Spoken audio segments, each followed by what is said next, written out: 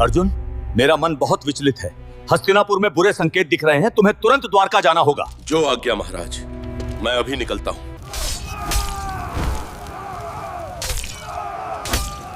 माधव, कहाँ हो तुम? हे पेड़, बता, तूने मेरे सखा को देखा है क्या?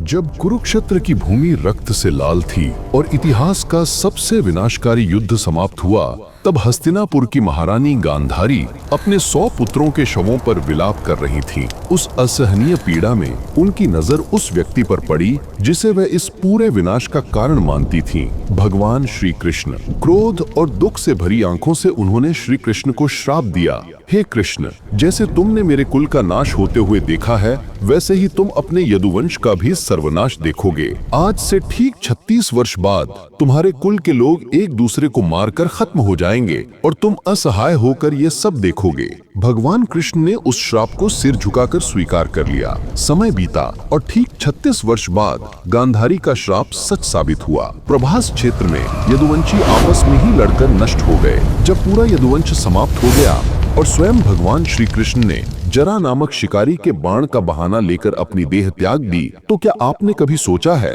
कि उस घने जंगल में उनके पार्थिव शरीर का क्या हुआ? वो कौन था जिसने अपने प्रिय सखा, अपने गुरु, अपने भगवान को आंसुओं के साथ अंतिम विदाई दी? चलिए आज हम जानते हैं उस भावुक और रहस्यमय क्षण के बारे में जब पांडवों ने भगवान श्री कृष्ण का अंतिम संस्कार किया। महाभारत का युद्ध समाप्त हो चुका था, लेकिन इसकी गूंज अभी बाकी थी। गांधारी का श्राप सिर्फ एक माँ का क्रोध नहीं था, बल्कि यह विधि का विधान था जिसे स्वयं भगवान ने स्वीकार किया था।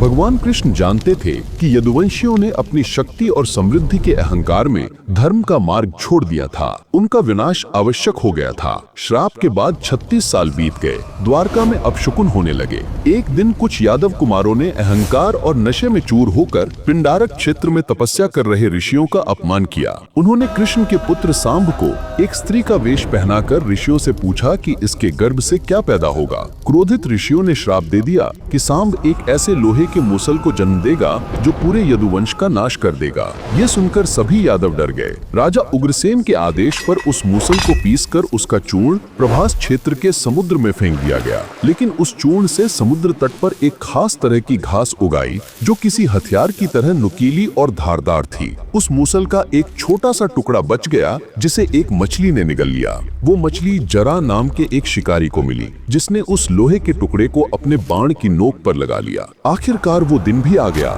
जब गांधारी का श्राप सच हुआ। प्रभास क्षेत्र में एक उत्सव के दौरान नशे में धुत यदुवंशी किसी बात पर आपस में ही लड़ने लगे। उनका झगड़ा इतना बढ़ गया कि वे उसी नुकीली घास को उखाड़कर एक दूसरे पर हमला करने लगे। वो साधारण घास ऋषि के श्राप के कारण लोहे की तरह घातक हो गई थी। देखते ही देखते भगवान श्री कृष्ण और बलराम के सामने ही पूरा यदुवंश एक दूसरे के हाथों मारा गया। अपने कुल का विनाश देखकर बलराम जी ने भी शेषनाग का रूप धारण किया और अपने परम धाम लौट गए। अब द्वारका में केवल कृष्ण, महिलाएं और कुछ बुजुर्ग ही बचे थे। कुल के विनाश से दुखी भगवान श्री कृष्ण एक पीपल के वृक्ष के नीचे योग निद्रा में लीन हो गए। उन्होंने अपना बायां पैर दाहिनी जांघ पर रखा हुआ था। तभी वहां जरा नामक वही शिकारी हिरण का शिकार करने आया। दूर से भगवान के चमकते हुए पैर को उसने किसी हिरण का मुख समझ लिया और अनजाने में उसी लोहे की नोक वाला बाण चला दिया जो भगवान के कोमल पैर में जा लगा। जब शिकारी पास आया तो अपनी भूल का एहसास होने पर वो कांपने लगा। वो भगवान के चरणों में गिरकर माफी मांगने लगा। तब श्री कृष्ण ने उसे दिलासा देते हुए कहा, हे जरा डरो मत, ये तो मेरे ही बनाए विधान का एक हिस्सा है। त्रेता युग में मैं राम था और तुम बाली। मैंने ही छिपकर तुम्हारा वध किया था। आज तुमने उसी कर्ज को चुका दिया है। ये सब मेरी ही इच्छा से हुआ है। ये कहकर भगवान ने अपनी मानव लीला समाप्त करने का निश्चय किया। उधर हस्तिनापुर में महाराज युधिष्ठिर को बुरे संकेत दिखाई देने लगे। उनका मन बेचैन हो उठा। उन्होंने तुरंत अर्जुन को द्वारका भेजा ताकि वे श्री कृष्ण और यदुवंशियों की खबर ला सके। जब अर्जुन द्वारका पहुँचे तो वहाँ का दृश्य देखकर उनके पैरों तले जमीन खिसक गई। सोने की नगरी द्वारका शोक में डूबी हुई थी। हर तरफ बस विलाप और क्रंदन था। उन्हें पता चला कि सारे यदुवंशी आपस में लड़कर मर चुके हैं और भगवान श्री कृष्ण भी भी वन में चले गए हैं। अर्जुन का दिल टूट गया। वे अपने प्रिय सखा अपने माधव को पुकारते हुए पागलों की तरह जंगल में उन्हें खोजने लगे। हर पेड़ हर पौधे से वे कृष्ण का पता पूछते रहे। उनकी आंखों से लगातार आंसू बह रहे थे। उस महान योद्धा के लिए जिसने कुरुक्षेत्र में भीष्म और द्रोण जैसे महारथियों का सामना किया था, अपने प्रिय मित्र के बिना एक पल भी जीना असंभव लग रहा था। लंबी खोज के बाद आखिरकार उन्होंने उस पीपल के वृक्ष के नीचे अपने परम सखा श्री कृष्ण के शांत और तेजोमय पार्थिव शरीर को देखा। उस दृश्य को देखकर अर्जुन वहीं धरती पर गिर पड़े और एक बच्चे की तरह बिलक बिलक कर रोने लगे। अपने प्रिय सखा के पार्थिव शरीर को देखकर अर्जुन पूरी तरह टूट चुके थे, लेकिन उन्हें अपने कर्तव्य का एहसास था। शास्त्रों के अनुसार अर्जुन ने ही भगवान श्री कृष्ण के अंतिम संस्कार की विधि को पूरा किया। ये कार्य गुजरात के गिर सोमनाथ के पास प्रभास क्षेत्र में स्थित उस पवित्र स्थान पर हुआ जहां हिरण्य, कपिला और सरस्वती नदियों का संगम होता है। इस स्थान को आज भी त्रिवेणी संगम या गोलोक धाम के नाम से जाना जाता है और ये एक बहुत ही पवित्र तीर्थ स्थल माना जाता है। अर्जुन ने अपने भाइयों पांडवों को संदेश भेजा। सभी पांडव वहां पहुंचे। अपने प्रिय कृष्ण को इस अवस्था में देखकर उन सभी का हृदय शोक से भर गया।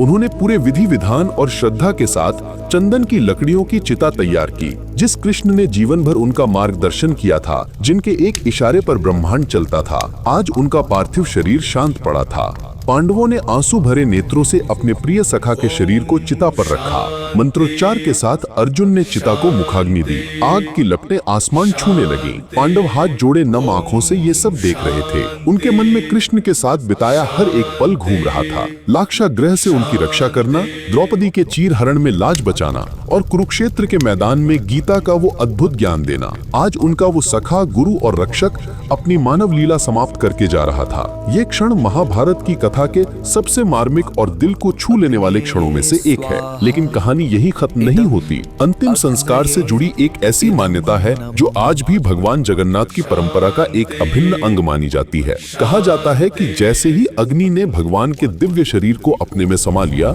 उनका पूरा शरीर तो पंच तत्व में विलीन हो गया, लेकिन उनका हृदय अग्नि में नहीं जला। ये देखकर पांडव हैरान रह गए। तभी एक आकाशवाणी हुई कि ये ब्रह्म का हृदय है, ये अनश्वर है, इसे अग्नि भी नहीं जला सकती, इसे ले जाकर समुद्र में प्रवाहित कर दो। पांडवों ने उस धड़कते हुए दिव्य हृदय को प्रणाम किया और बहुत श्रद्धा के साथ उसे समुद्र में विसर्जित कर दिया। ऐसी मान्यता है कि समुद्र की लहरों पर तैरता वो हृदय एक लकड़ी के लट्ठे दारू का रूप लेकर ओडिशा के तट पर जा पहुंचा। वहां के राजा इंद्रद्युम्न ने सपने में भगवान का आदेश पाकर उससे जगन्नाथ, बलभद्र और सुभद्रा की मूर्तियां बनवाई। ये कथा मुख्यतः लोक मान्यता और जगन्नाथ मंदिर की धार्मिक परंपरा पर आधारित है। शास्त्रीय ग्रंथ महाभारत या पुराण इस घटना का प्रत्यक्ष उल्लेख नहीं करते, लेकिन भारतीय श्रद्धा और विश्वास में ये कथा विशेष स्थान रखती है। कहा जाता है कि आज भी पुरी के जगन्नाथ मंदिर में हर 12 या 19 साल में नव कलेवर की रस्म में इसी दिव्य ब्रह्म पदार्थ को पुरानी मूर्ति से निकालकर नई मूर्ति में स्थापित किया जाता है।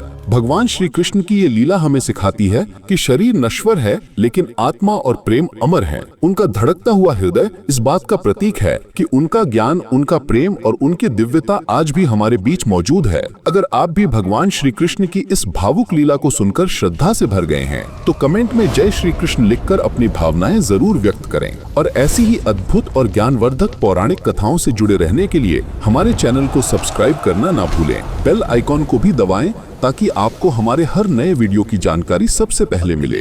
तो इस तरह भगवान श्री कृष्ण का अंतिम संस्कार उनके प्रिय सखा और शिष्य अर्जुन तथा अन्य पांडवों ने मिलकर प्रभास क्षेत्र के त्रिवेणी संगम पर किया था। ये कहानी केवल एक अंतिम संस्कार की नहीं है, बल्कि ये एक युग के अंत और एक नए युग कलयुग के शुरू होने की कहानी है। ये कहानी है मित्रता की, कर्तव्य की और उस परम सत्य की कि जो ईश्वर मानव रूप में आकर अपनी लीला रचते हैं, वे भी सृष्टि के नियमों का सम्मान करते हैं। श्री कृष्ण का पार्थिव शरीर भले ही पंचतत्व में विलीन हो गया, लेकिन यह मान्यता कि उनका हृदय आज भी भगवान जगन्नाथ के रूप में धड़क रहा है, हमें यह विश्वास दिलाता है कि ईश्वर का प्रेम और उनकी कृपा इस सृष्टि में हमेशा शाश्वत और अनंत है। जय श्री कृष्ण।